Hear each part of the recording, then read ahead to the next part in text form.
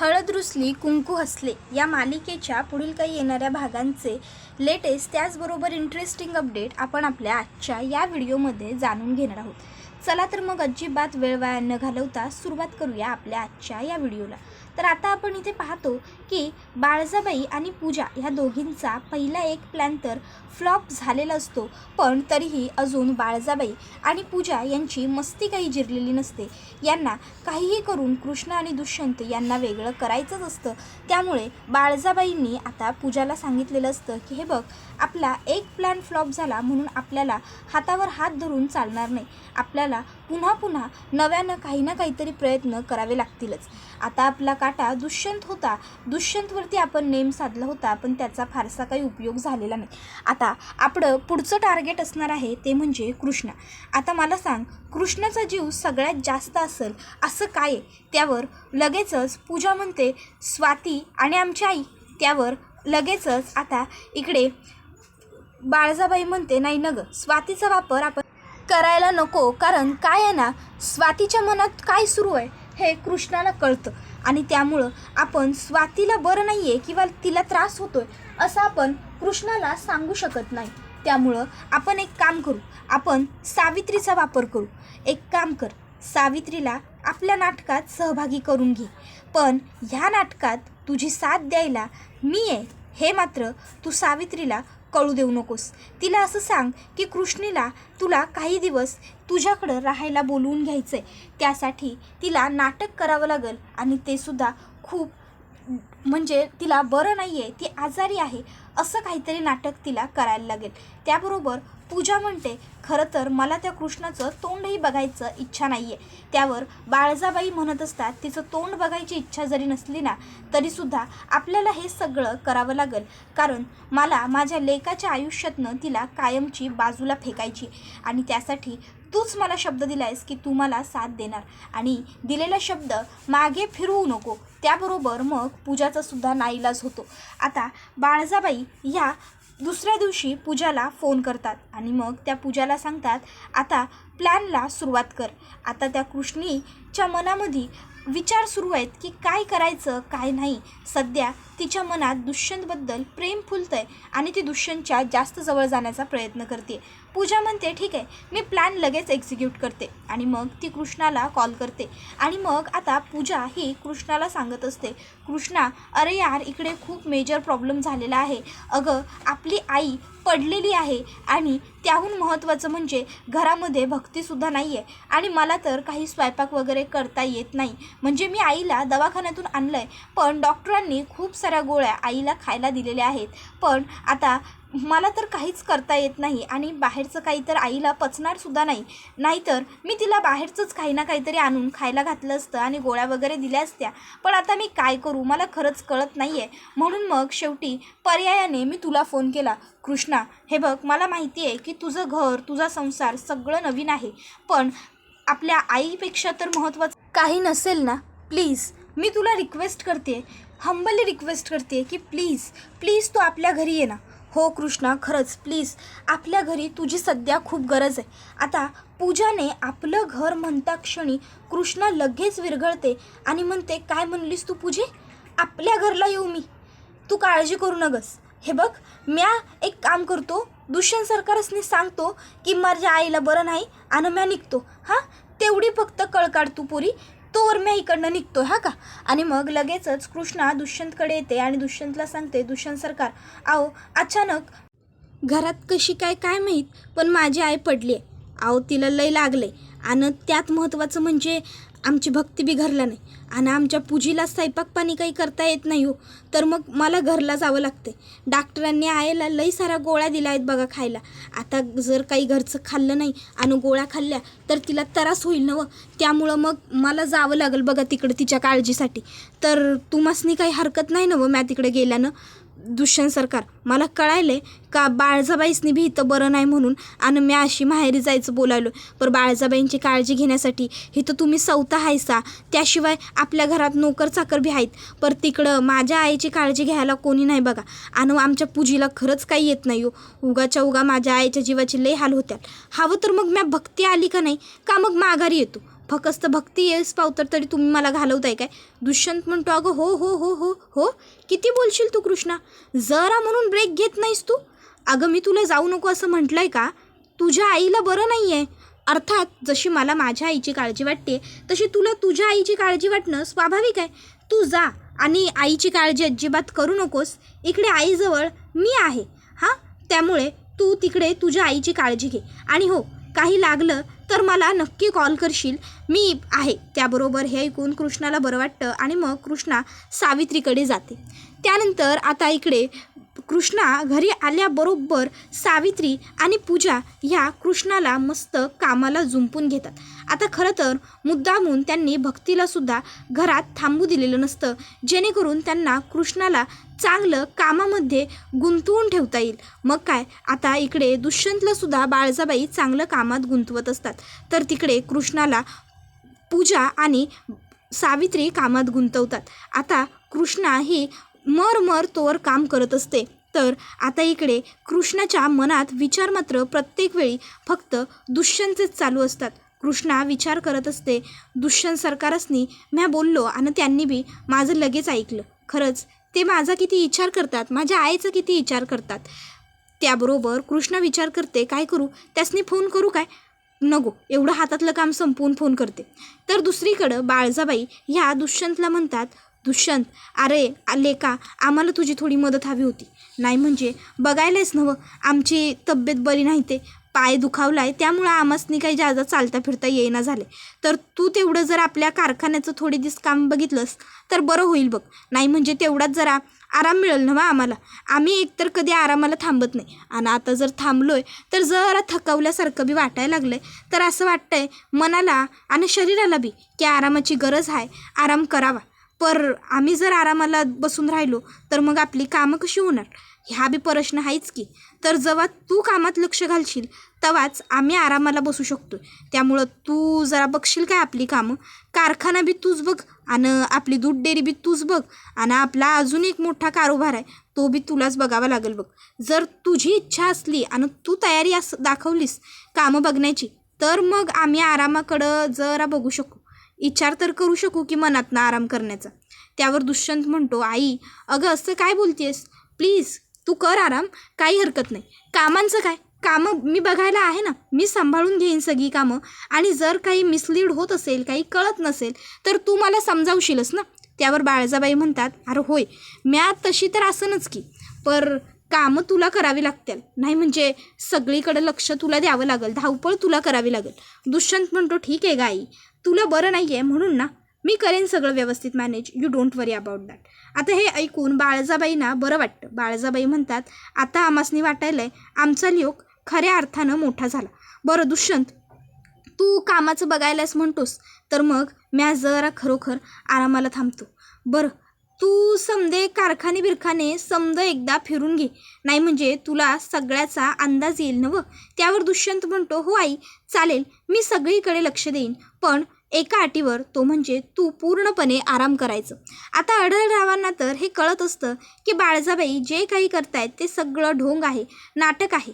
पण आता आढळरावांना बोलतासुद्धा काहीच येत नसतं, कारण दुष्यंतला हे सगळं माहीत नसतं.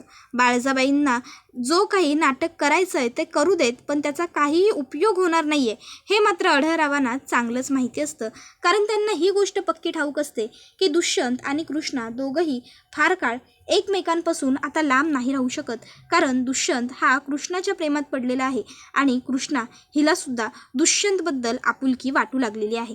त्यामुळे आढळराव म्हणत असतात, कर तुला किती ढोंग करायचं आहे तेवढं कर, किती नाटकं करायची आहेत तेवढी कर, पण ना तुझ्या या ढोंगांचा काही उपयोग होणार आहे ना तुझ्या नाटकांचा काही फायदा होणार आहे. कारण शेवटी जे माझ्या मनात आहे तेच घडणार. दुष्यंत आणि कृष्णा आयुष्यभरासाठी एकत्र जोडले जाणार, कारण त्या दोघांना देवी आईनं एकत्र आणलं आहे. आणि जिथं देवाच्या मनात आहे तिथं बाळजाबाई तुमच्या मनात नसल्यानं काय बी फरक पडत नाही. त्यामुळं आता तू किती बी ढोंग केलंस आणि काय बी प्रयत्न केलंस की नाही, तरी शेवटी एकत्र कृष्णा आणि दुष्यंत आयुष्यभरासाठीच राहणार. कर, तुला किती नाटकं करायची तेवढी कर. पण आता आढळराव हे सगळं मनात म्हणत असतात. आढळराव बाळजाबाईंना त्यांच्या तोंडावर काही सुद्धा बोलत नसतात, कारण आढळरावांना एवढंच वाटत असतं की जाऊ दे, हिला काय करायचंय ते करू दे, उगाचच्या उगाच हिच्याबरोबर वाद घालून मला माझं तोंड खराब करून घ्यायचं नाही आहे. त्यामुळे आढळराव बाळजाबाईंना काहीच बोलत नसतात. ते मनातल्या मनात जे काही बोलायचं आहे ते बोलत असतात. तर आता दुसरीकडे रात्री कृष्णा ही थकलेली असते सगळी कामं बिमं करून. मग ती आता सावित्रीला जेवायला देते आणि पूजाला सुद्धा म्हणते, पूजे तू बी जेवून घे की. मग पूजाला सुद्धा ती जेवणं वाढून देते. त्या दोघींना जेवायला देऊन झाल्यावर सगळं भांडीकुंडी वगैरे कृष्णा घासून घेते. आता कृष्णा सावित्रीला म्हणते, आय तुला औषधं खायची आहेत नवं. त्यावर पूजा म्हणते, मी देते, तू सुद्धा जेवून घे कृष्णा. मग कृष्णा आता एकटीच राहिलेली असते जेवायला, त्यामुळं तिला जेवण जात नसतं. मग कृष्णा अंगणात येऊन बसते जेवणासाठी. आता अंगणात जेवायला बसल्यावर कृष्णा चंद्राकडे बघत असते आणि मनात म्हणत असते, बा आज तू असतास तर तू बी थांबला असतास की नाही माझ्यासाठी जेवायचा. पर जाऊ दे, आता आईला बरं नाही, त्यामुळं तिच्याकडनं जेवणासाठी थांबण्याची अपेक्षा करणं बी चुकीचं आहे. दुष्यंत सरकारांचं काय? दुष्यंत सरकार जेवले असतील होय तिकडं? नाही, आता पावतर जेवलेच असतील.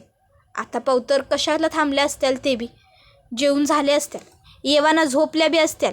इथं मी त्यांची आठवण काढायलो आहे आणि तिकडं ते आता पावतर ढाराढूळ होऊन गेले असतील. त्यांना कशाला येत्या माझी आठवण आली असती तर एक तरी फोन केला असता की. पर काय बी नाही, फोन नाही, काय नाही. म्या दिवसभर कामात होतो, आईची काळजी घेत होतो, सेवा करत होतो. पर दुष्यंत सरकारांचं काय? त्यांच्याजवळ तर येळ होता ना मग त्यांनी करायला पाहिजे होता की मला फोन. जाऊ दे, आता का नाही, म्या काही बोलणारच नाही आहे त्यांच्याशी. त्याबरोबर दुष्यंतला कृष्णाची आठवण येत असते. दुष्यंत विचार करतो, अरे यार, दिवसभर मी कामात होतो म्हणून मला कृष्णाला कॉल करायला वेळ मिळाला नाही. पण कृष्णा तर तिकडे आईकडे गेली आहे, माहेरी आहे, म्हणजे घरीच आहे ना. कृष्णाने मला एकतरी कॉल मेसेज काहीतरी करायला हवं होतं. हिला ना खरंच माझी काही आठवण वगैरे येतच नाही. नवरा आहे, नवऱ्याची काळजी करावी, फोन करावा, मेसेज करावा, काही त्याच्याशी बोलावं, त्याला काही विचारावं, जेवलाय का, नाही जेवलाय का, काहीच नाही. जाऊ दे, मीच फोन करतो. नाही, नको, मी कशाला फोन करू. आता जर समोरून मी फोन केला ना तर ती मला असंच दाखवेल की तिला काही माझ्याबद्दल वाटतच नव्हतं, उगाचच्या उगाच मीच तिच्या पाठी लागलो. नको नको नको, काहीही झालं तरी असं व्हायला नको. त्यापेक्षा मी एक काम करतो, आता दिवसभर काम करून दमलोय, थकलोय, मस्त घरी जातो, निवांत जेवतो आणि झोपून घेतो. एकदा का अंथरुणावर पडलो की आता मला झोप लागेल. मग दुष्यंत हा घरी यायला निघालेला असतो कंपनीतनं. बाळजाबाई ह्या पूजाला फोन करतात आणि आता त्या पूजाला सांगत असतात, पूजे सगळं आपल्या मनाप्रमाणे घडायला नवं. त्यावर पूजा होकार देते. मग आता दुष्यंत घरी आल्यावर बाळजाबाई दुष्यंतला म्हणतात, अरे दुष्यंत, म्या तुझ्यासाठी कवाधरनं जेवायची वाट बघायलोय. बरं चल, आता आपण जेवायला बसू. अरे लेका, काम हातात घे म्हणलं म्हणून समदं काम एका दिवसात हातात घेतलं पाहिजे असं काही नाही रे. तू जरा दमानं काम केलंस की नाही तरी बी चालल. कारखाना बी आपलाच, डेअरी बी आपलीच आणि दुसरा कारोबार बी आपलाच की. हां, त्यामुळं जरा कामं दम्यानं कर. उगाचच्या उगाच तुला त्रास होईल असं काही करून घेऊ नकोस रे बाळा. कळायलं ना व तुला आमासनी काय म्हणायचं आहे ते. आणि बाय द वे, ते कृष्णाचं काय रे? आता दुष्यंत म्हणतो, आई इंग्रजी. त्यावर बाळजाबाई म्हणतात, अरे होय, मग तुझी आई काय इंग्रजी बोलू शकत नाही होय? त्या दिवशी तुलाच बोलताना ऐकलं. तुझ्या बायकोला येतं होय इंग्रजी? नाही म्हणजे आता तुला बघून शिकले असेलच ती म्हणा, पण नाही म्हणत. कृष्णा आहे की नाही, ती शिकल वगैरे असं मला काही वाटत नाही. अरे म्हणजे अडाणी अशिक्षित आहे ती पोर, ती कुठं एवढं शिकणार बिकणार. बघितलंच नवं, मागं फक्त किल्ल्या सांभाळाय दिल्या तर तिला तेवढ्या सांभाळता नाही आल्या आणि तू आपला एवढा मोठा कारोबार सांभाळायला लागलायस. तुमच्यात जमीन आणि आसमानाचा फरक आहे, लक्षात येतोय नवं तो तुझ्या. त्याबरोबर दुष्यंत हा लगेच आता जेवणाच्या ताटावर बसलेला असतो, पण त्याला कृष्णाची खूप जास्त आठवण येऊ लागते. मग दुष्यंत बाळजाबाईंना म्हणतो, आई मला भूक नाही आहे, मी आलोच, तू जेव निवांत. हां, आणि मग आता दुष्यंत थेट तिकडनं उठतो आणि कृष्णाला भेटायला जायला निघालेला असतो. दुष्यंत म्हणत असतो की जाऊ दे, मे बी कृष्णासुद्धा दिवसभर कामात असेल आणि म्हणून मला कॉल करायला तिला वेळ मिळाला नसेल, म्हणून मी सुद्धा तिच्यावरती रागवून बसणं चुकीचं आहे ना. मला जर वेळ मिळाला आहे तर मी जाऊन तिच्याशी बोलू शकतो, मी जाऊन तिला भेटू शकतो. मग दुष्यंत हा आता कृष्णाकडे यायला निघालेला असतो. दुष्यंत विचार करत असतो, बाप रे, मी एका दिवसात कृष्णाला एवढं मिस केलं, हे कसं शक्य झालं. खरंच प्रेमात ताकद असतेच आणि कृष्णाच्या प्रेमात तर खूप ताकद आहे. कारण मला गौतमीला विसरायला लावून तिने मला स्वतःमध्ये गुंतवलं. साधेपणा हा खरंच खूप महत्त्वाचा असतो आणि कृष्णाचा साधेपणाच हेच मला खूप आवडतो. कृष्णा मी येतोय असं म्हणत आता दुष्यंत हा कृष्णाच्याच विचारांमध्ये गुंतलेला असतो आणि तो रस्त्याने गाडी चालवत कृष्णाकडे चाललेला असतो. दरम्यान त्याला कृष्णाबरोबर झालेल्या गमती त्याने केलेल्या चुका, त्या दोघांची घडलेली पहिली भेट सगळं काही त्याला आठवत असतं आणि आता दुष्यंत ते सर्व आठवता आता पोहोचतो थेट कृष्णाच्या अंगणात. आता दुष्यंतची गाडी अंगणात आलेली बघून कृष्णाला सुद्धा खूप आनंद होतो. कृष्णा लगेच ताट हातातलं खाली ठेवते आणि दुष्यंतकडे जात म्हणते, दुष्यंत सरकार तुम्ही इथं? त्यावर दुष्यंत म्हणतो, हो तुझी आठवण आली म्हणून तुला भेटायला आलो. कृष्णा म्हणते, जेवलासा काय? त्यावर दुष्यंत म्हणतो, नाही. मग कृष्णा म्हणते, चला माझ्याबरोबर या. आणि मग कृष्णा आता दुष्यंतला स्वतःजवळ बसवते आणि आता कृष्णा आणि दुष्यंत दोघंजणं पिठलं भाकरी एकाच ताटात खात असताना आता ते दोघंजणं गप्पा मारत असतात. दुष्यंत म्हणतो, मला तुझी आठवण आली, पण तुला आली का नाही माझी आठवण? त्यावर कृष्णा म्हणते, अहो मला बी आली की तुमची आठवण, मला बी लई आली बघा तुमची आठवण, पण काय करणार, दिसभर हातातली कामं सपतच नव्हती. त्यामुळं आठवण जरी आली तरी पण कामं तर करावी लागली ना. म्हणून मग तुम्हासनी काय फोन मेसेज काय करायला येळ नाही घावला बघा. पण खरंच सांगतो, मला तुमची लई आठवण आली आज दिसभरात. तुम्हासनी माझी जितकी आली नसेल का नाही, त्यापेक्षा कैक गुणा जादा आठवण म्या तुमची काढली. बरं, तुम्ही आता रातच्याला घरला जायला भानगडीत पडू नका, तुम्ही आता इथंच झोपा. नाही म्हणजे आमच्या घरात बेड नाही, पर चांगला हातरून आहे काय. मग कृष्णा आणि दुष्यंत हॉलमध्ये हांतरून करतात आणि दोघं तिथेच झोपतात. आता हे सगळं काही पूजा तिच्या डोळ्यांनी बघते आणि तिला खूपच जास्त जेलेसी होते. तिला कृष्णाचा राग येत असतो. बाळजाबाई पूजाला फोन करतात आणि विचारतात, पूजा कृष्णाचं तिकडे काय चालू आहे? दुष्यंत तर कृष्णाला विसरला बी. तो पूर्वी जसा गावाकडं आल्यावर उशिरापर्यंत जेवायचा नाही, तसंच आता त्याचं वागणं पुन्हा पूर्वीगत चालू झालं. त्यावर मग पूजा बाळजाबाईंना सांगते, दुष्यंत पूर्वीसारखा वागत नाही आहे, तर तो इथे कृष्णाकडे आला आहे, कृष्णाबरोबर इथे तो आमच्या अंगणात जेवला आणि आता तो झोपायला गेला आहे कृष्णाबरोबर. त्यावर हे ऐकून बाळजाबाईंच्या पायाखालची जमीन सरकते आणि बाळजाबाईंना आता कृष्णाचा खूपच जास्त राग येतो. ते आता म्हणू लागतात की ह्या पोरीचं म्या काय करू आणि काय नको असं झालं आहे मला. म्हणजे नाकापेक्षा मोती जड म्हणतात का नाही, तसं काय बी झालं तरी ह्या कृष्णीला म्या माझ्या लेकाच्या आयुष्यात येऊ देणार नाही म्हणजे नाही. कृष्णे तुला काय करायचं आहे ते कर. एक डाव फसला, 2 डाव फसले म्हणून ही बाळजा गप्प बसल असं होत नाही. जर म्या तुला घराच्या बाहेर काढली नवं तर माझं बी नाव बाळजाबाई नाही, लक्षात ठेव. त्याबरोबर आता हा व्हिडिओ इथेच संपतो. व्हिडिओ आवडला असेल तर व्हिडिओला लाईक करा, चॅनलवर नवीन असाल तर चॅनलला सबस्क्राईब करा आणि बेल आयकॉन आठवणीने प्रेस करा, जेणेकरून तुम्हाला पुढच्या प्रत्येक व्हिडिओचं नोटिफिकेशन मिळत जाईल आणि सर्व व्हिडिओंचा आनंद हा अगदी उत्तम पद्धतीने घेता येईल. चला तर मग मित्रांनो, आजच्या पुरतं इथेच थांबूया. पुढचा व्हिडिओ येईपर्यंत या व्हिडिओचा छान पद्धतीने आनंद घेत राहा. टाटा, बाय बाय, धन्यवाद, take care all of you.